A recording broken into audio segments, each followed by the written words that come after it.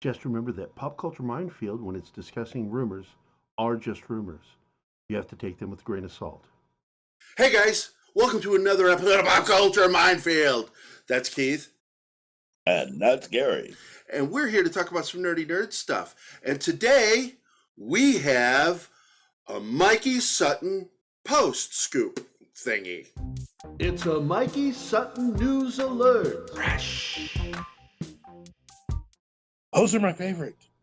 And basically, I sent them forward. I forwarded them to you. One of the first ones, of course, is the rumors about Spider-Man. Of course, he called bullshit on it. That there's this rumor going around, and nobody really knows where it came from. That they're going to make Spider-Man bisexual or something, and it's like Mikey Sutton's like, no, that is not happening, and I believe Mikey when he says that. But we also got other news from for Spider-Man news from Mikey, and that, of course, is the headline from what website is this? The Playlist. Spider-Man and the MCU. Sony boss is hopeful that another deal with Disney is on the horizon, which he's been preaching at that Sony is never going to let that deal die. Yeah.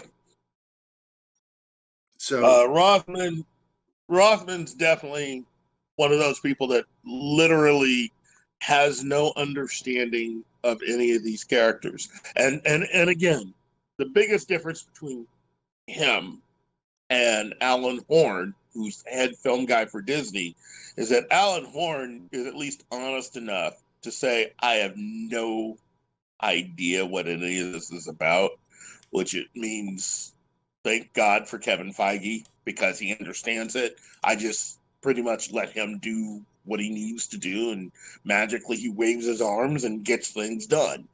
And that's about all you really need. That's really, if you have someone like a Kevin Feige working for you, that's all you need to do.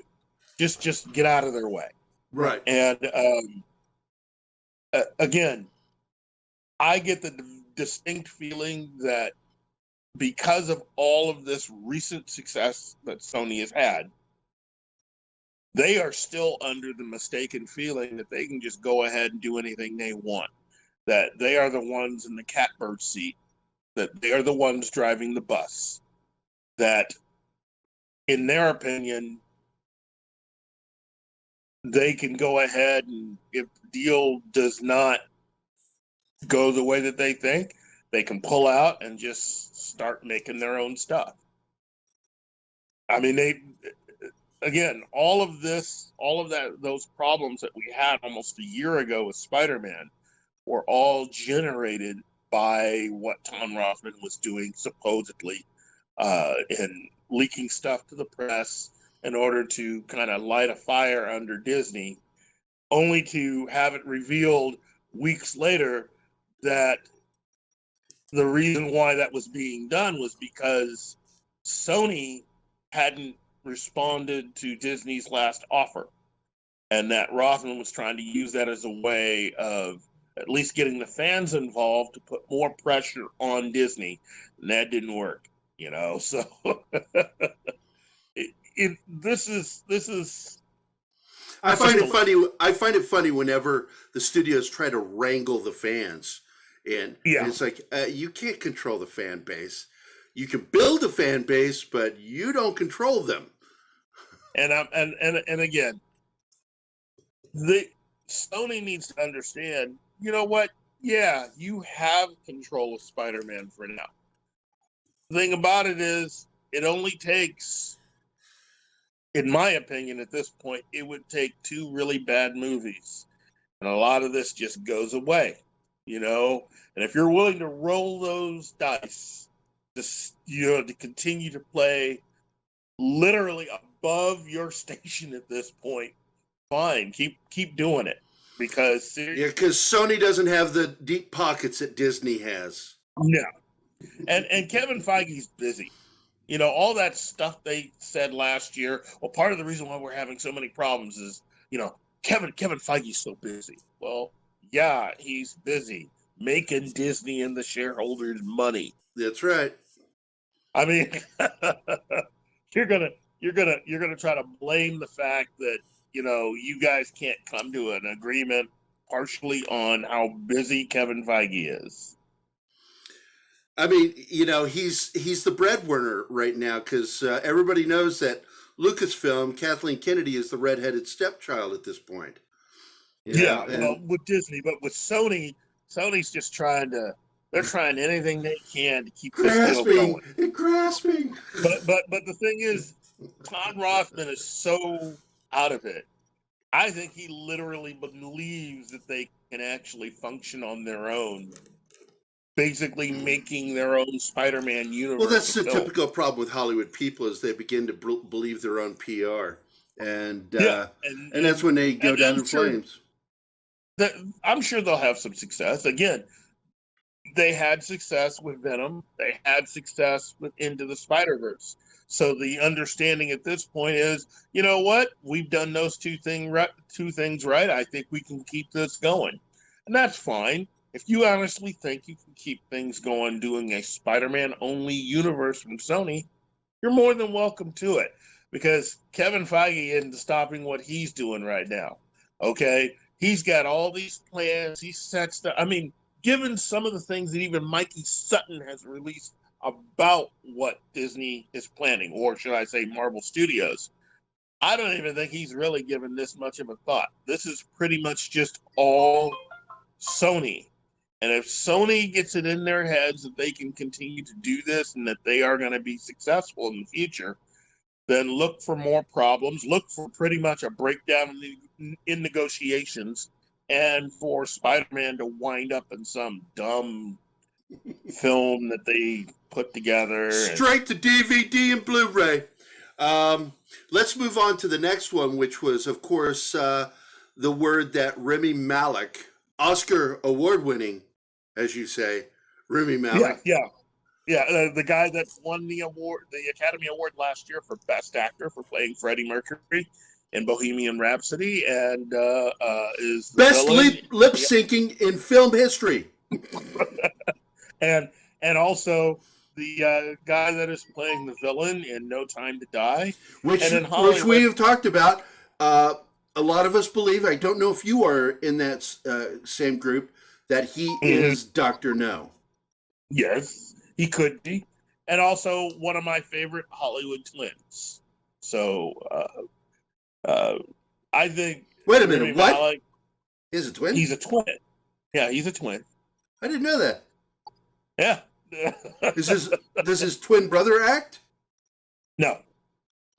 He's a doctor, right? That's usually how it ends up.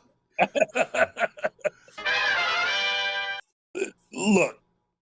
What we have here is Rami Malek being considered for a major part within the MCU, and the discussion that how he would be introduced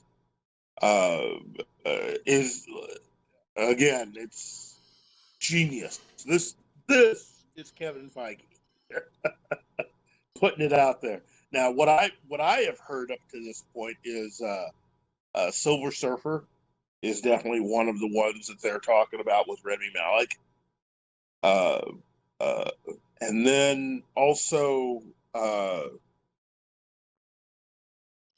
that is, of course, what Mikey Sutton was talking about, is that with the merger of 20th Century Fox and Disney, that basically that's a good tie-in to the Fantastic Four film, is to have the Silver Surfer film and have the build-up to Galactus.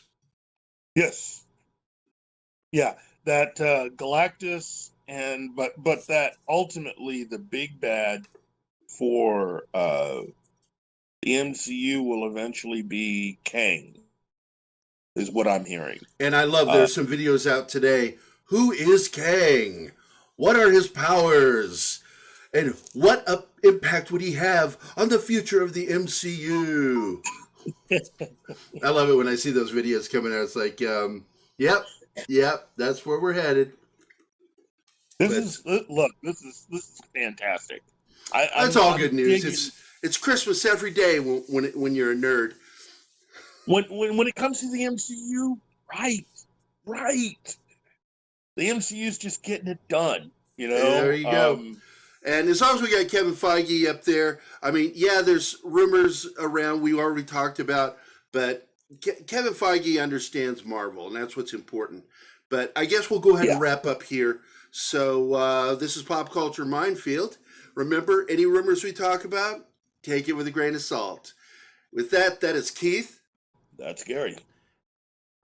And we are out of here. Hey guys, I want to give a quick shout out to some of our friends. First, I'd like to give a shout out to my buddy John over at Entertainment Hacker.